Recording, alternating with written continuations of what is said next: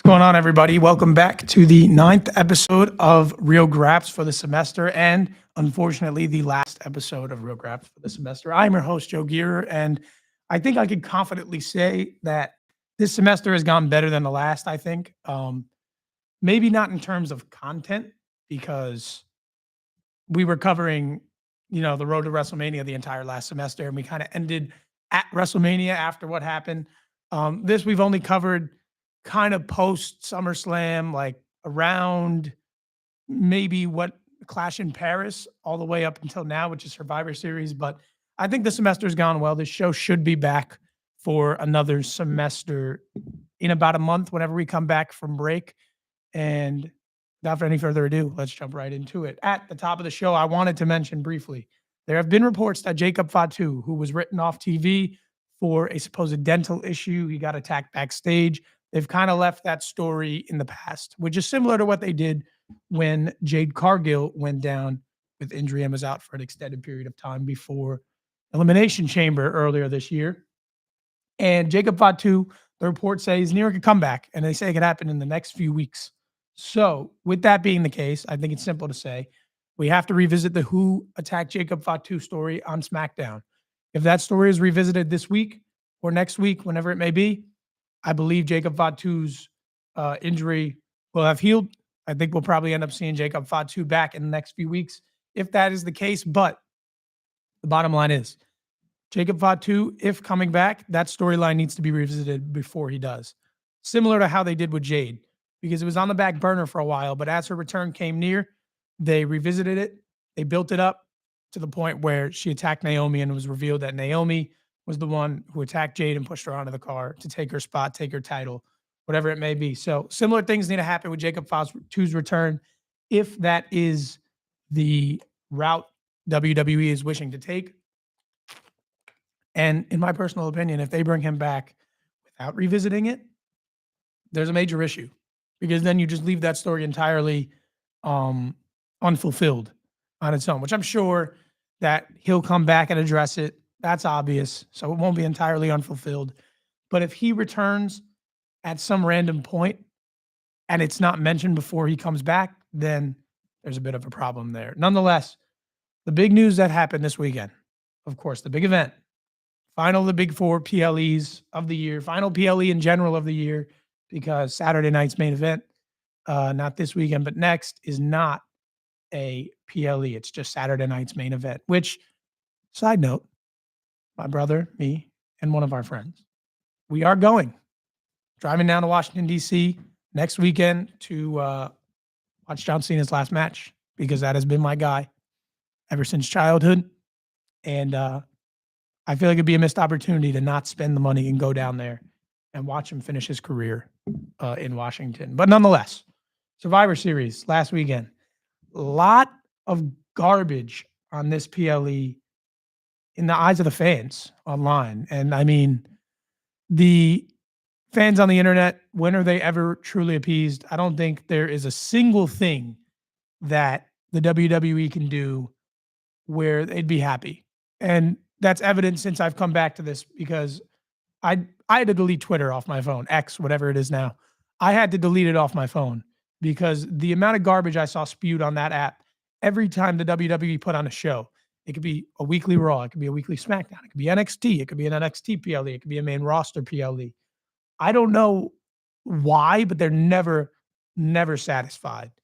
And this pay-per-view was no different, this PLE, Survivor Series. Now, was it a bit mediocre? Was it a bit lackluster? Yes.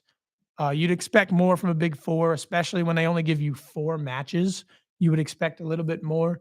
But I think that the PLE is getting a lot more garbage than it truly deserves from the fan base, and we'll explain why. The show opened up with the Women's War Games match, and the order of entries. We started out with Charlotte Flair and Alexa. We started with Charlotte Flair and Asuka going one-on-one. The face team had the advantage in that match. So Io Sky came out third. Following her was Becky Lynch. Alexa Bliss followed that, then followed by Kairi Sane. AJ Lee came out fourth for the face team, and Nia Jax for the heels, followed by Rhea Ripley last. And one thing to talk about, they gave Lash Legend the Roman Reigns spot because as we'll talk about later, Roman Reigns came out last in the men's War Games match for his team. And I mean, Lash Legend got that spot in her first match as a member of the main roster. She hasn't wrestled a tag team match outside. She hasn't wrestled a singles match since coming up. Her first match on the roster was the War Games match, and she was given the final entry spot. And the crowd, obviously, some people were talking about it. The crowd wasn't up in ante for her entrance. Maybe it's because of her theme song. Maybe that has to be changed. It is her first match, and she's not this character that I think the main fans would go nuts for, especially when you know she's coming. But it shows a lot of faith that WWE has in her to be a major player in their future. There was a funny moment in that match when AJ Lee came out that Becky was trying to defend the cage door, and AJ climbed up and over the cage into the ring and hit a crossbody. It was nice. It was a good way to enter for her. And yeah, I mean, the match itself was nothing spectacular. I don't think it was bad by any means, but it definitely wasn't, you know, the best. We had the Io Sky trash can spot, of course. She came out with her custom lid. Rhea Ripley came out later with the custom bin. Io got the bin, hit swanton off the cage. It was nuts, of course, because Io Sky is amazing. But the match itself, I wouldn't say is anything to write home about. I did get the prediction correct. The face team of Charlotte Flair, Io Sky, Alexa Bliss, AJ Lee, and Rhea Ripley came away with the win. That was never in doubt for me. I thought that this match made a lot more sense for them to come away with a win than the heels. And it ended with AJ Lee tapping out Becky Lynch, which Becky Lynch has again, just like when she lost the Intercontinental Championship to Maxine Dupree, has been parading around on social media claiming that she was done wrong by Jessica Carr, who was reffing the match, of course, the referee that she has been, I think it was Jessica Carr, that she has been beefing with. And she was claiming that this motion that she was doing was not a tap. It was just her signaling for her team to come over and save her. So again, Becky Lynch is playing this delusional heel character very well. But in the grand scheme of things, do I think this match was amazing? No. Do I think it was bad? No, not necessarily. I was entertained by it. It was fine. But the big thing to come out of this match, of course, was AJ Lee getting the pin, not the pin, the submission, getting the finish, I should say, tapping out Becky Lynch. I'm sure that the one-on-one feud will happen at some point. And I think it's probably going to get held off till WrestleMania to have that singles match, which is a long ways away. That's all the way in April. We're only in December right now. But that's a match that has to happen at a show like WrestleMania. And if they don't want to hold off entirely on it, they can have them do maybe a match or two here and there beforehand and have the culmination happen at WrestleMania. But we'll have to see where they go with that, because WWE creative has been it's been a little unpredictable recently in the routes that they're going to take. Even in this match, I'm going to be honest. A friend and I were texting back and forth during the show. We were trying to predict who was coming out every time, predict the order of entry, right? Because they didn't have the shark cages outside the ring. That was one thing that was different. They didn't have the shark cages. They gave everybody their own single entrance to the ring after the timer went down, which was a little bit different this year. But I don't think we got a single one right until the end, obviously, when it was down to Rhea Ripley, Lash Legend. And even in the men's match, when it was Brock Lesnar, Roman Reigns at the end, because that's obviously given. There's nobody else to come out. But they were a bit unpredictable in their create. I thought they were going to do an entirely different thing in terms of entry into the match. That is not what happened. I thought AJ Lee would come out last. I guess she asked for Rhea Ripley to come out last. That's at least what I assume, because AJ Lee made sense to come out last. But the way the match played out, it made sense for her not to come in last. So, I mean, good on them. But the winner, face team, AJ taps out Becky. We already talked about that. Women's War Games was okay. Like I said, nothing spectacular. It wasn't a big spectacle, but the match was fine. The right team, in my opinion, won. And we move forward. That is 1-for-1 on predictions for the PLE. Now, next, followed up by Dominic Mysterio versus John Cena for the Intercontinental Championship. couple of things happened throughout this match. It was entertaining. It was fine. It was good. It had my attention. It angered the entirety of the house that I was watching in, besides me. So, Dominic, you did your job to draw the heat. But why did it cause the anger? Let's talk about a few things that happened. The first of which, there was an injury during the match. Dominic Mysterio went for a Hurricane Rana outside the ring, off the barricade, and landed on his shoulder. He was down for a while holding his shoulder. I thought Dominic was seriously hurt. And it's a sensitive time to do that because obviously on Monday Night Raw this past week, Penta suffered a shoulder injury, it seemed, by doing the exact same spot against Solo Sikoa. And that was real. They called off the match because of it, because Penta was actually hurt. So obviously, some would say it's in poor taste. Some would say it's in funny taste to do this spot in the Dominic and Cena match. And it's very on brand for Dominic Mysterio, which I'm sure they came up with it throughout the week after what happened to Penta. Because I think majority of people actually thought Dominic was hurt, myself included. I was very worried they were going to have to wave off the match because Dominic hurt his shoulder doing the same thing that Penta did. But that's not exactly what happened, because they cut back to the ring and you see Raquel Rodriguez hit a Tejada bomb on John Cena. Roxanne Perez hit a pot rocks on John Cena. And instantly, Dominic Mysterio pops up, runs in the ring, hits a 619 into a frog splash and covers. The referee didn't count.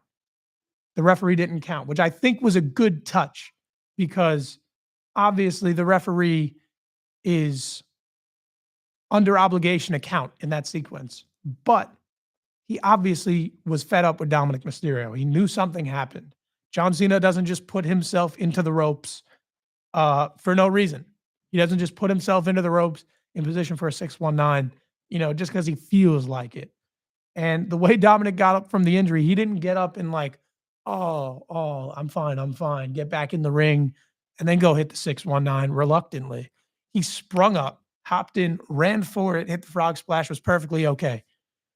Chad Patton, who was refereeing that match, was not having it. He was not happy.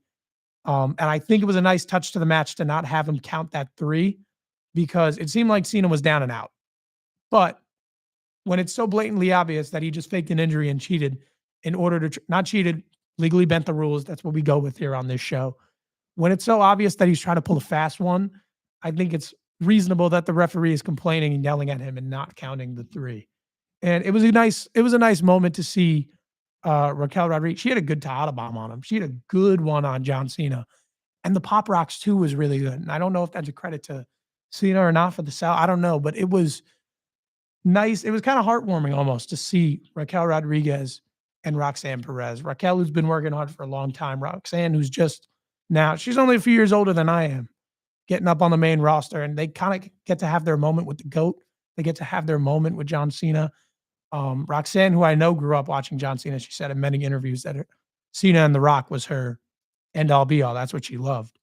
And Raquel, who I'm sure has probably had some interaction with Cena throughout the year in the past. She's been around for a while, but they both kind of got their moment to shine with him. And I think this whole match in general was just John Cena giving a rub on the Judgment Day, which soon after we'll get to. Roxanne and Raquel were ejected by Chad Patton for what they did. Dominic, there was a spot where he loosened the boot like he did against AJ Styles, call back to Eddie Guerrero and Kurt Angle at WrestleMania. John Cena ended up kicking out.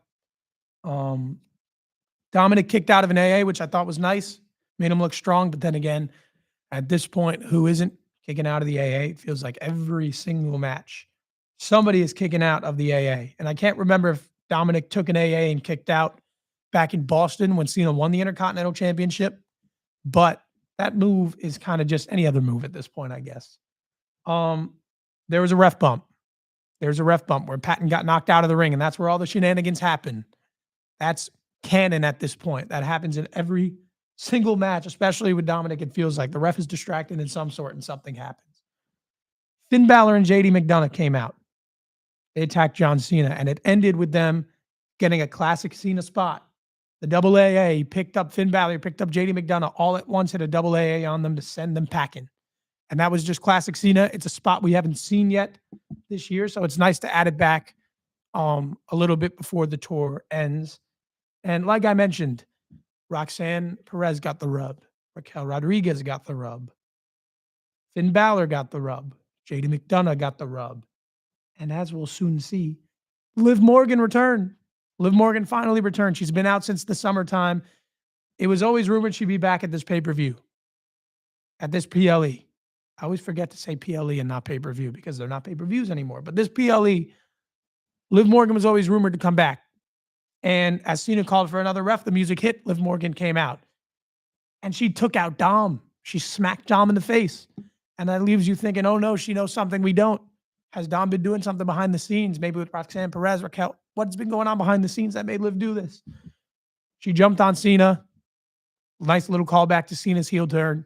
Gave him a hug. Stared off angrily into the distance, like Cena did to The Rock back in February. Hug breaks. Liv hits a low blow. It was all a ruse. Dominic 619 into a hit with the title from Liv. Frog splash. Put the ref back in the ring. Patton counts to 3. Dominic Mysterio is yet again the Intercontinental Champion. Dominic Mysterio is yet again the double champ because he also holds the AAA Mega Championship. So the match was entertaining. The match did what it needed to do. We have Liv Morgan back. Liv Morgan got the Cena rub. Dominic got the ultimate Cena rub by being able to dethrone John Cena, dethrone a championship run by John Cena. He picked up a nice win over him, which I think is something that a lot of people wanted to see because Dominic is a major player for the future and you want to have him get that big win. This was that big win. And I think it made Cena look very strong because it took the entirety of the Judgment Day to finally put him down, including a returning Liv Morgan, who's a former world champion. So I think this match was done really well. It makes Cena look strong going into his last match, in my opinion. A lot of people thought they did him a little dirty and it makes him look kind of weak. I don't think so at all. It took all the 6 people to finally get that belt off him and have Dominic win.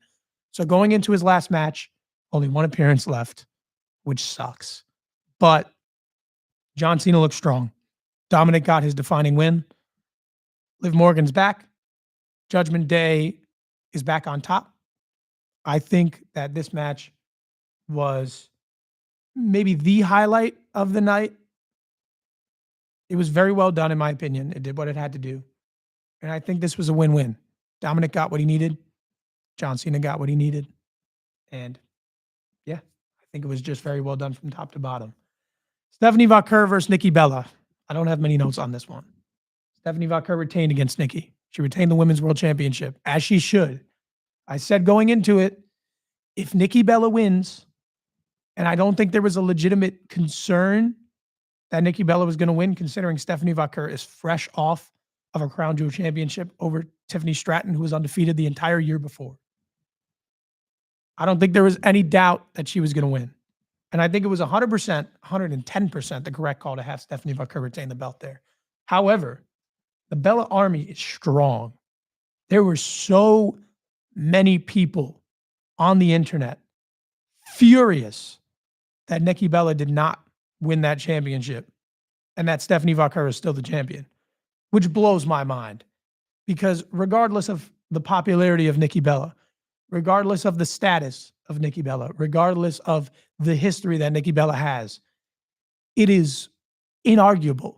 It's not debatable that in the year 2025, a 42-year-old, I think that's how old she is, a 42-year-old Nikki Bella should be winning that championship and dethroning a relatively newly crowned Stephanie Vaquer, who is a major player in the women's division for the future, a major player in the women's division at the present, and one of the best women's wrestlers on the planet.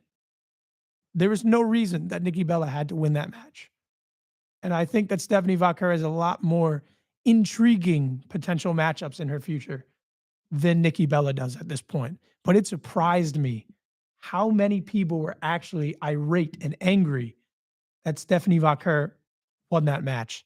And that goes to show you can't really trust the internet all the time because I think a majority of the fan base is happy that Stephanie Vaquer is still your champion. She is the better wrestler. It's obvious. The match was better than I thought it'd be. I will say that. The match was all right. It was better than I thought it would be. It was fairly clean. But Stephanie Vaquer should retain. She did retain, and I'm very happy about that. And it shows to show that you shouldn't always listen to the internet, because apparently if it was up to the internet, Nikki Bella was going to win that championship. But I'm sure for a lot of people, it was their last straw if Nikki Bella won that championship over Stephanie Vaquer. So Stephanie Vaquer is still your women's world champion. And just like that, we're already up to the main event, the men's War Games match. 4 matches on a Big Four PLE is kind of nuts. It's a little bit crazy, if you ask me. It still filled a 3-hour window. I think it went over 3 hours. And not to say that's because of the matches. The War Games matches obviously take a long time on themselves, but there was a lot of ads. And that's just TKO being TKO. TKO just, I don't know, the ads are a little bit crazy. But men's War Games, this match on the internet has gotten so much garbage. It's gotten so much crap from the fan base for the quality of it. And I don't get why. I thought it was fine. I was entertained by this match. I thought it was well done. I don't know what more people want. It seems like you could throw you can get Stone Cold back out there in his prime to face The Rock in his prime one more time. And the fan base would say, oh, this again? We got these two guys again? They'll complain about anything. It's ridiculous. This match was fine. I don't know what more you wanted. The order of the entries. CM Punk started the match against Braun Breaker.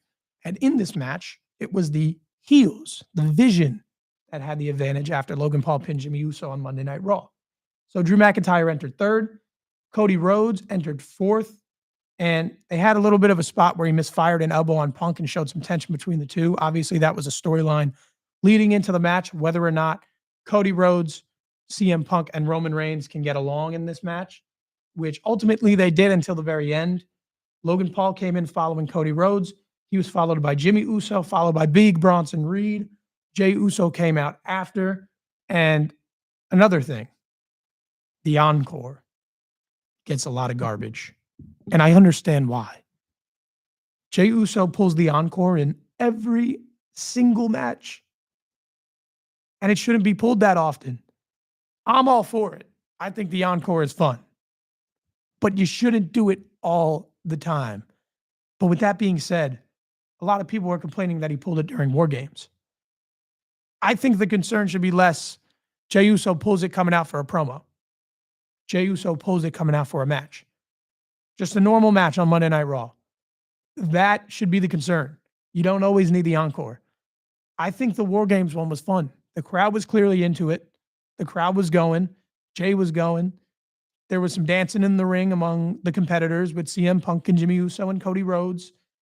It was fun. It's just supposed to be a fun moment. And it set up the unexpected Brock entrance because you don't have the timer on the screen. You're not really anticipating Brock to come out. So it got Brock a nice pop. And I mean, it goes without saying because I already just said it, but Brock Lesnar interrupted the encore during the match to make his own entrance, came out, wiped everybody out as Brock Lesnar himself only can. I have in here he came out early. I don't really know if he came out early because I wasn't really paying attention. I don't know if Brock came out early, if Jay just wasted all his time doing the encore. That's probably what happened. They just didn't show the timer. But Brock Lesnar came out, wiped out the field, left the cage when Roman Reigns was coming in, and them two brawled outside the ring. And Brock hit an F5 through the table on Roman Reigns before throwing him back into the cage. So again, Brock Lesnar just made to look really strong. And Roman Reigns, Brock Lesnar, you might have hated it at some point in the 2010s, but nowadays you got to appreciate it. Hasn't been done in a few years. So Roman Reigns, Brock Lesnar brawled, and then we get back in the ring. Some stuff happens. The winner ultimately was Team Vision, which makes Joseph, your lovely host of Real Graps, 4 for 4 on predictions for the PLE. Is that a good thing? Is that a bad thing? I don't know. Was it too predictable? Maybe. I don't think entirely it was too predictable. What was not predictable was the ending, and that's where a lot of people have an issue. And I understand why at this point. Did Seth return? There was a super kick and a stomp from a hooded figure that climbed up into the cage at the end of the match, hit both on Punk, which set up Braun Breaker to hit a big spear on Punk to finish the match. Pinned him 1, 2, 3. Braun Breaker. Biggest pinfall of his life that he just scored in that matchup. And you'd think the guy would get revealed, but no. The hooded figure hit a stomp, makes you think it's Seth Rollins, no reveal, climbs up out of cage, runs off. Who is this guy? Is it that big a deal that this guy was not revealed? What was the point of this guy not being revealed? Was it the right move to not reveal this guy on the night? And my answer just has to be no. I don't think there is any storyline at the moment that reasonably justifies them not revealing this guy on the night. If it was Seth Rollins coming back from his injury early, you could have revealed him on the spot. Are you using him as a filler for Seth Rollins where he's never going to be revealed until Seth Rollins is healthy? I don't know. They're still trashing Seth Rollins in the vision as of Monday Night Raw last night. Does it make sense for Seth Rollins to come back and attack Punk only to help the guys who just betrayed him a month and a half ago? No. So who is it? A couple of people have said Mello. I don't think it's Mello. I think Mello is slowly turning face based on what's been going on with him on SmackDown. I don't think it's Mello. I don't think he's joining the vision. Some people have suggested outrageous things. Oh, it's Edge. Oh, it's Dean Ambrose, Jon Moxley. Oh, it's Chris Jericho. Did you see that guy climb the cage? It's none of those people. They're not getting up and out that quickly. And when have you ever seen them hit a super kick and a stomp outside of Jon Moxley? Dean Ambrose, that is. He's still under contract with AEW. He was working with them this week. It doesn't make sense for him to be there. And are you using a filler that, oh, it's going to be, that doesn't even make sense. He helps Seth, but betrays Roman because Roman was on the other team. He's never gone against Roman in his life. What use does he have? It doesn't make any sense. It just doesn't make any sense, in my opinion. The only one I think that it makes sense to be is Austin Theory. And that's who a lot of people think it is. Supposedly that's who it's been confirmed to be. I won't throw that out there because he hasn't been revealed yet. But height, stature, movement, it just made sense to be Austin Theory, who hasn't been on TV in an awfully long time. And he was a name that was supposedly supposed to be in War Games before Seth got hurt. And then he got plucked. He's a name that everybody from the beginning thought would be joining the vision. He hasn't yet. But I think it was Austin Theory. And I'm hoping it wasn't just used as a filler for like Seth. I hope it's Austin Theory. And I hope Austin Theory is in the vision because I think it's a perfect spot for him. Austin Theory is a guy who I've wanted back on TV for a while. He's a very good wrestler, a good worker. And I think he just fits well with the group that they got going on. And if you want somebody who's a vision for the future of the business, why wouldn't you want Austin Theory, a guy who has a WrestleMania win over John Cena? He's only 28 years old. He's only 28 years old. And he's already a great worker. If he's not the future of the business, the vision for the future, then I mean, I don't know what is. But the important part of that finish, the most important part, as of last night's Monday Night Raw, which we'll get to later in the show, is that Braun Breaker pinned CM Punk. Braun Breaker pinned CM Punk. As I mentioned before, the biggest win of his life, the biggest pinfall of his career. He pinned the active world heavyweight champion, which has major implications on the way that Raw is moving forward, which we'll talk about very, very soon. And at the end of the show, Roman, Punk fist bumped each other. Seems like they're relatively on the same page. Cody Rhodes did not. Cody Rhodes and Roman Reigns did not fist bump. And Roman said to him, that's the last time we ever team. Clear tension.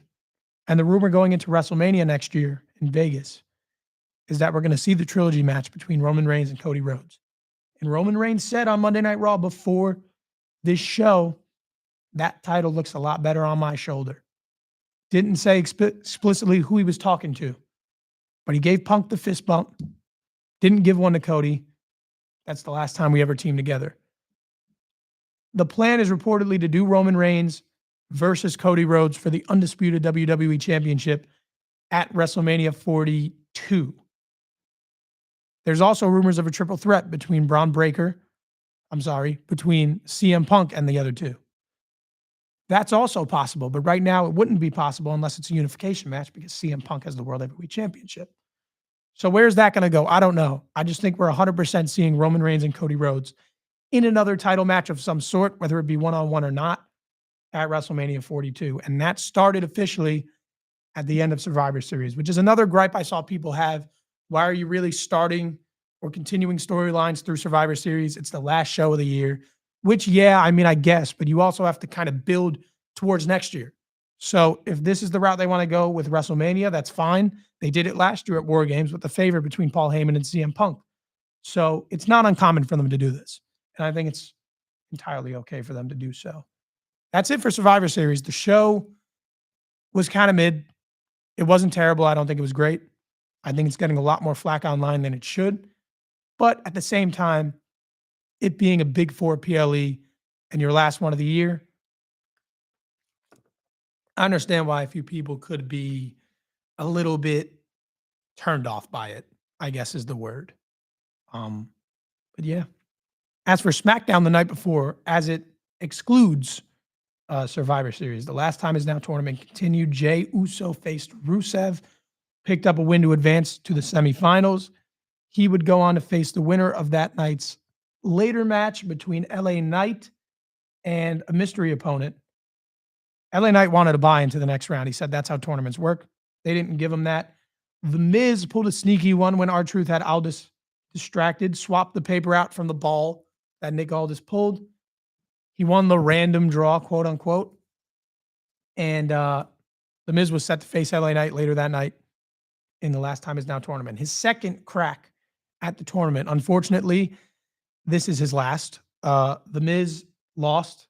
LA Knight overcame his next mystery opponent. He's seen The Miz in the past. He knows how he works. LA Knight overcame The Miz, advanced forward in the Last Time Is Now tournament, and he was set to face Jey on last night's Monday Night Raw, which is a mini feud we've been seeing going on for a while, and it was set to reignite on Monday Night Raw as they ran another match against one another. Aleister Black versus Damian Priest with the involvement of Zelina. Not Zelina Vega anymore, just Zelina. Seems to be an ongoing thing. Rhea Ripley got shown backstage. Obviously, she was there for the closing show before Survivor Series.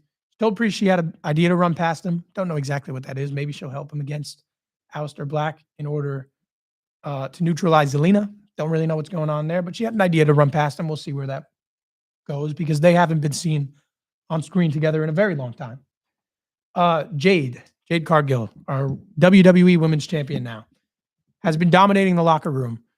She completely ruined Chelsea's second term celebration that Chelsea was been waiting to have because she was scared. Didn't go well for her. She got laid out, her and Alba. Beat up by Jade Cargill. Jade Cargill ruined the celebration. And Michin said she wants her in the backstage. Obviously, Michin friends with B-Fab. Jade already laid waste to B-Fab. And all I said here, good luck, LOL. What do you think you're going to do?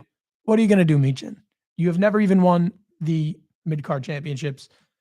What are you going to do to Jade Cargill, who's arguably booked as the most dominant champion in WWE right now? What are you going to do? She's completely going to waylaced. Nice words, Joe.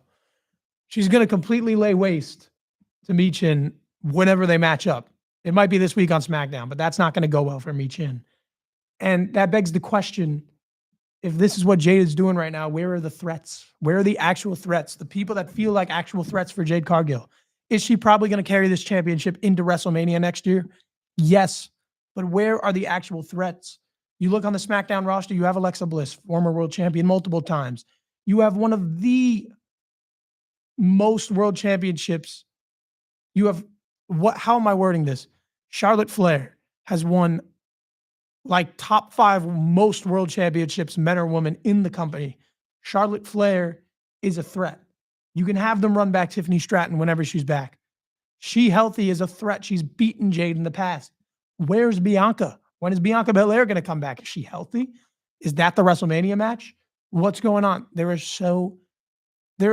options there. There are options. Or if they want to move a woman from Raw to SmackDown, a challenger, there are options here that Jade Cargill can have as threats that aren't B-Fab and Michin. If you want to give her an actual world title feud, because she's kind of being booked in a similar light to Rhea Ripley back in 2023, where nobody is a threat. I think Rhea Ripley defended the championship that year against Maxine Dupree, who obviously now is Intercontinental Champion, but back then was nothing and was obviously not a threat.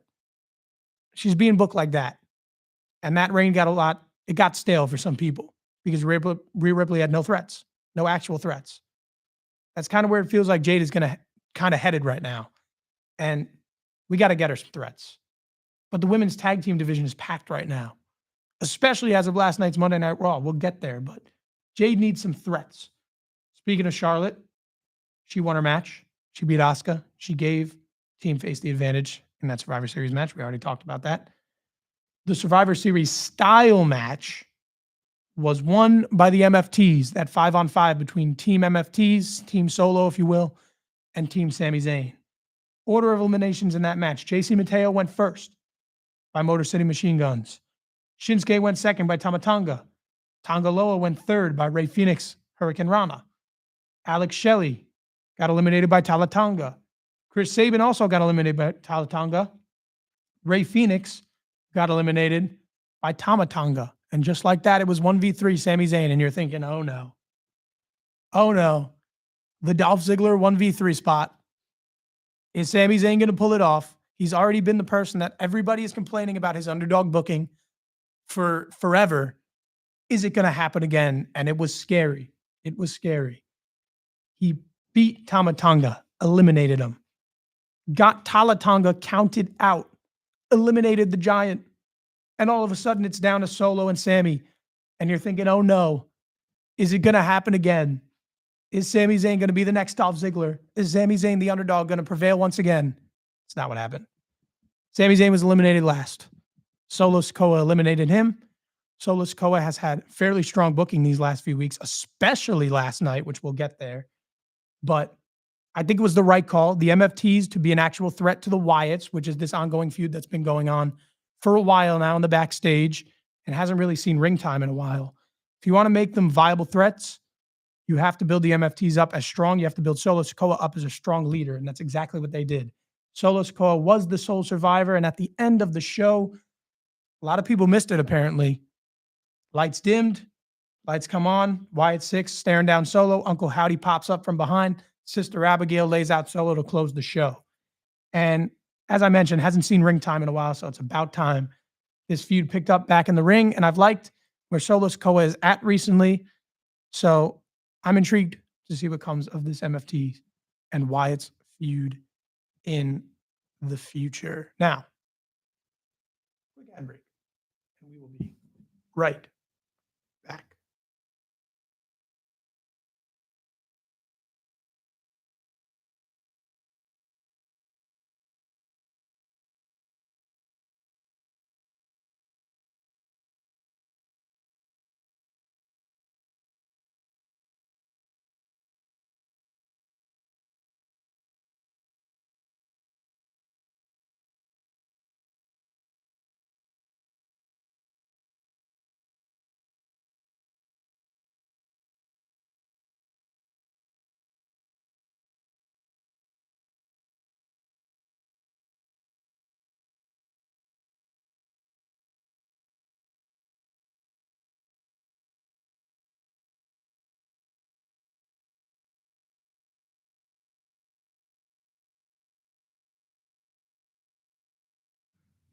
Well, I think there might have been some technical difficulties with that. Not sure if that actually played, but regardless, Monday Night Raw last night. Let's talk about quickly before we go to NXT from last week.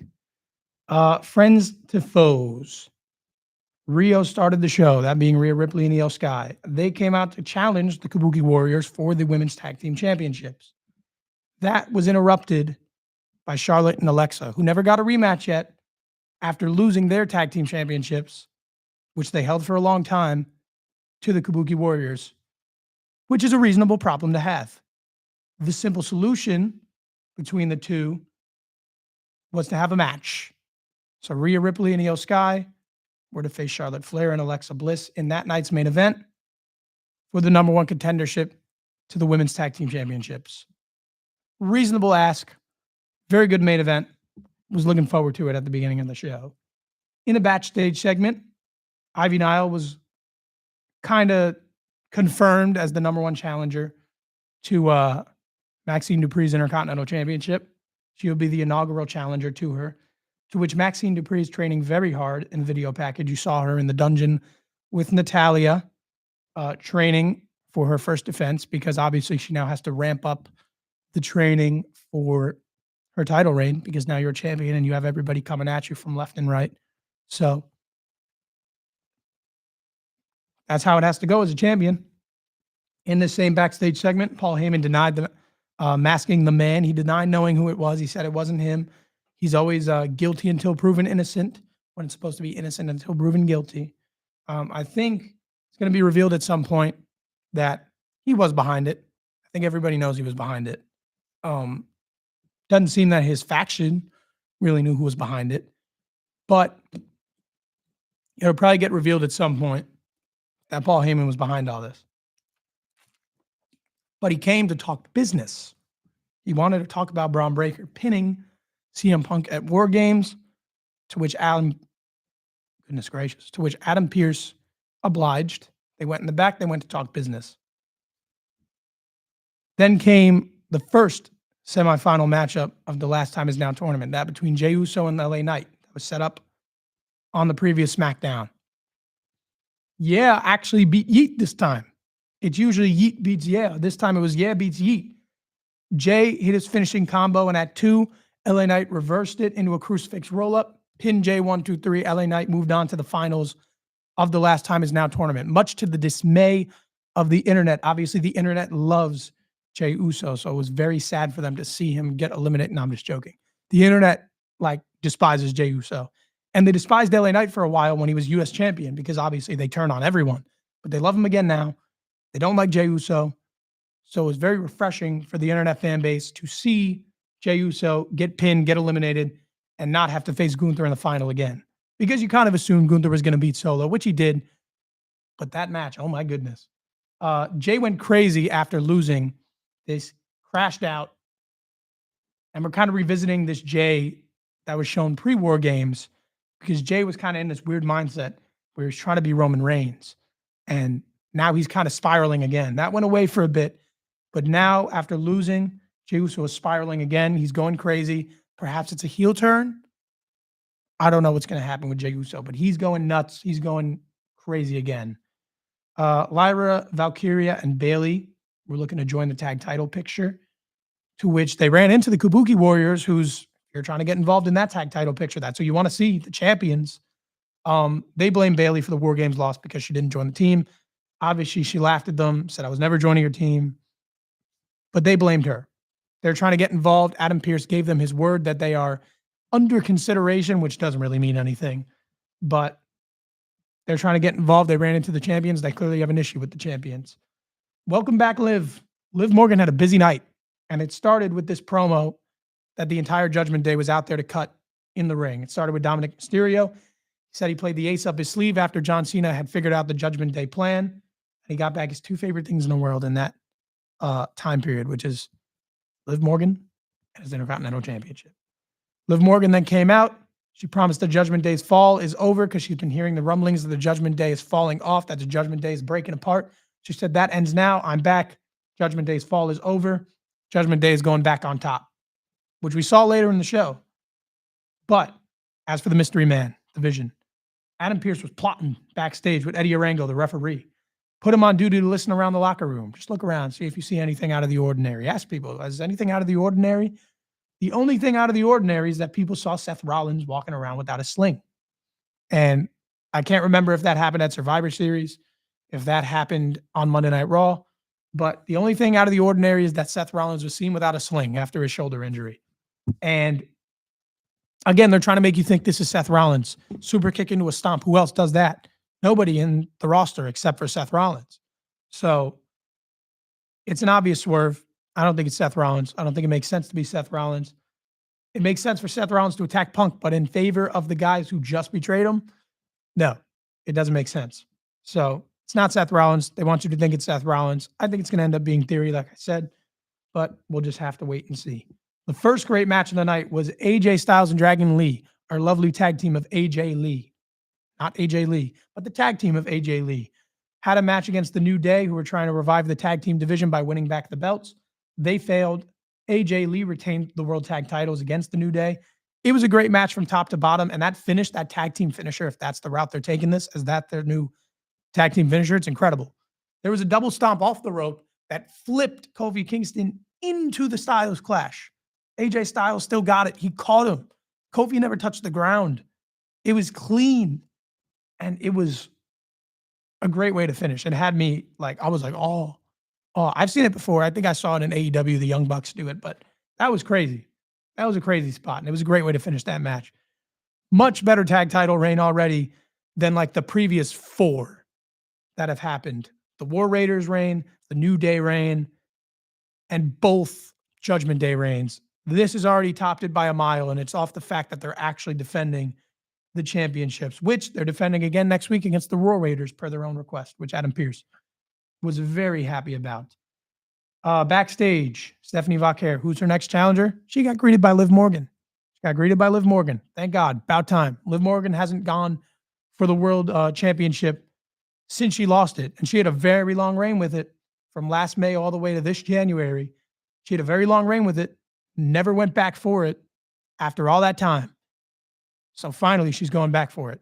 And this is something that should have happened a long time ago. Liv Morgan versus Stephanie Vaquer could be a really fun feud. Would probably be a good match or two. They're going to put on a good show. I'm very happy that Liv Morgan is immediately back in the world title picture upon her return. The biggest story of last night was Braun Breaker. Braun Breaker cut his best promo by far. Very fiery. Paul Heyman gave everybody shout outs, but the story was Braun Breaker. They announced that the World Heavyweight Championship will be on the line in Brooklyn on January 5th, the first edition of Monday Night Raw next year. Braun Breaker versus CM Punk. And I thought they'd kind of drag it out. Punk would win, but I might have to go because Braun Breaker, this is like his moment. This was the moment for Braun Breaker. The moment. The defining moment. Him coming out of his shell. That promo was amazing. He did so well.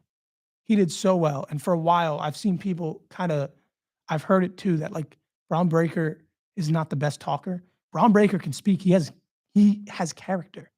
And you saw it last night. By far the best promo of his career. It was great. And I think that on the basis of that promo, Braun Breaker solidified that he could be the top guy. And I think Braun Breaker is actually going to win the World Heavyweight Championship now. I don't know. I think he's actually going to win it now. On January 5th, we'll have to see. Jey Uso continued crashing out backstage. In an interview, he said he has voices in his head he got to get out. And that Roman's right about the titles on his waist, not his. So Jey Uso's self-confidence is completely depleted. We'll have to see where it goes. Best match of the last time is now tournament happened last night. Gunther versus Solo Sikoa. This was also like Solo's coming out party. I think it was safe to say that was the best match that Solo Sikoa has put on in his career. And he looked very, very strong against Gunther. They went back and forth. It was like a 3-segment, maybe 4-segment match, if I'm not mistaken. It ultimately took Gunther a low blow when the referee was distracted outside the ring, and then a powerbomb to beat Solo. He's going to face LA Knight in the finals. But I think I've always sung the praises of Solo Sikoa, and last night was by far the best match he's ever put on in the WWE. And I think it was the best match of the night and the best match of the entire tournament, to be honest. It was really, really surprising and really, really good. And I think it just shows what Solo Sikoa can actually do if he's booked strong like he should be. And I'm very happy the way Solo Sikoa has been booked recently. There's a bit of a confrontation between Rey Mysterio and Logan Paul. Both are going for the Intercontinental Championship, targeting Dom. I guess Logan is a full-fledged member of the Vision following War Games. So we'll see where that goes. In the main event, in our number one contenders main event, there was a 3-stage tale, in my opinion. It ended with the Kabuki Warriors causing a no contest, which happens all the time. Boo. I was very upset with that ending. But then Lyra Valkyria and Bayley came out to make the save. And it was like, okay, all right, we're getting somewhere. Now we have 4 teams involved. But then Liv Morgan came out, and the Judgment Day, they laid waste to everybody. And at the end of the show, Roxanne Perez went to give Liv the tag title belt. Liv Morgan gave it right back to her, held her hand up. Judgment Day is all on the same page. And that, to me, is the big yes. Thankfully, now we have 5 teams involved, and the Judgment Day are firing on all cylinders. They're as a united unit again, which is something people thought we didn't see when they came back. And maybe that's going to break apart at some point. I don't know. But as of right now, they're united, and I'm very happy about it. I was very happy the way that Monday Night Raw ended. I thought the show was good overall. Triple H said epic. Was it epic?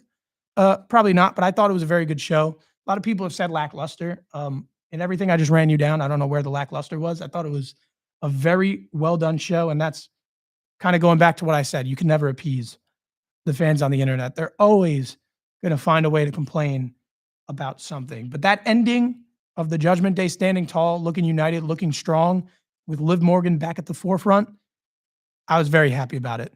And I'm very intrigued now to see where Monday Night Raw goes in the future. Quickly to run down NXT Gold Rush Night 2. Jackson Drake defended the Evolve Championship over Super Sean Legacy. He won, he retained. And all I'll say about that is that match was incredible. It was the way they opened the show. I believe it was the first match we saw at Gold Rush. Obviously, it was all filmed in one day. I think that's how they opened. Really good. And keep an eye on those young men because those two are going to be major players in NXT for the future. Ethan Page is kind of messing with Sol Ruka's head, saying she's world champion level talent. And if she stopped rolling around with Zaruka and just decided to worry about herself, stop rolling around in this tandem with Zarya, she would still be North American champion. And she's kind of harming herself by staying with Zarya. Miles Bourne confronted Ethan Page backstage. Perhaps that turns into a North American title feud. We'll have to see where that goes. Fallon Henley won the Speed Championship in a sudden death because it went beyond the 5-minute time limit. So Fallon Henley is the second member of Fatal Influence to recapture NXT Gold. All that was left was Lainey Reed later in the night when she faced Kendall Gray in the Evolve Championship match. Shiloh Hill got another video package, kind of introducing himself, talked about his dad, his love for wrestling, and how his tooth, if you haven't seen him, he has no front tooth, how that ended up breaking apart. John Cena, the big things from the night where John Cena announced the men's and women's Iron Survivor matches. Javon Evans, Leon Slater, Joe Hendry, Dion Lennox, which was a shocker. I like Dion Lennox, but I didn't think he'd be put in the Iron Survivor. I think he'll do well. That was a bit of a shocker. And he said the winner of that night's main event between Miles Bourne and Trick Williams, which, drum roll, Miles Bourne. Trick Williams is done with NXT. Miles Bourne won that match. Miles Bourne. So your full field of Javon Evans, Leon Slater, Joe Hendry, Dion Lennox, and Miles Bourne. That should be a fun one. And I'm very happy with the field. I think it's going to be a fun match. Izzy Dame said she'll explain everything to Tatum tonight on NXT about why she did what she did the previous week. In the world of TNA, Lei Ying Lee, who was formerly Xia Li in WWE, I think I say that every time I talk about her. She defeated Kalani Jordan and Jordan Grace. She is your new TNA Knockouts champion.